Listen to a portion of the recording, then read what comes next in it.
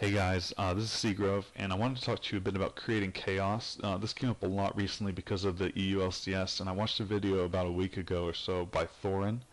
He was talking about how creating chaos, the strategy that Unicorns of Love employed, was problematic because you can't improve upon it easily, and because it's not predictable. It's chaotic. You don't know.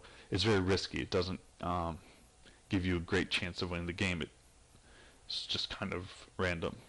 And I agree with both of those things, but I disagree that it is bad for them to do. And here's why. If you looked at Copenhagen Wolves in the summer of 2014, they were a really, really, really bad team. And they were going up against Alliance, who was amazing.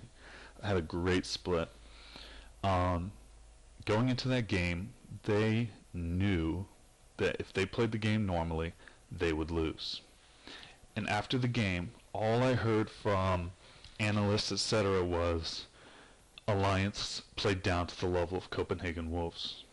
And I was very frustrated by that, because it is true, but they weren't giving Copenhagen Wolves credit for creating chaos. Copenhagen Wolves knows they had like a 10% chance of beating Alliance if they played the game normally, so they didn't play the game normally. They created chaos, which I would say elevated it to, instead of 10-90, to like 30-70. If you can create chaos, you can beat teams that are better than you. Yes, it's a risky play style, but it's a I don't want to use the word volatile in this situation, but you get the idea. Like, it's like flipping a coin, but flipping a coin is better for you when you only have a 10% chance of winning going in, or something like that. Now, Unicorns of Love have been doing this, but it's very different for Unicorns of Love, because Unicorns of Love was a mid-tier team in the EULCS, where Copenhagen Wolves were near the bottom. But Unicorns of Love are employing this often against teams that are better than them, and it's very, very smart for them to do that.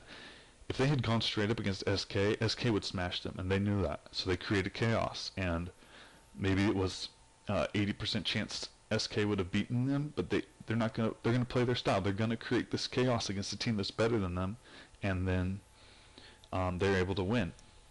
So against Fnatic, they did the same thing. They create chaos. They know Fnatic is a better team. They create chaos. I just disagree with that assumption that it's a bad play style. I think it has its place when you're playing a stronger team than you are. So that's it pretty much about that. I just really think that people should consider why teams are creating chaos and realize that if a team is much better than you and you're down here, you can kind of bring things together just by making chaotic. People are going to be making more mistakes on both sides, etc. It's a good strategy when you're against a team that is better than you.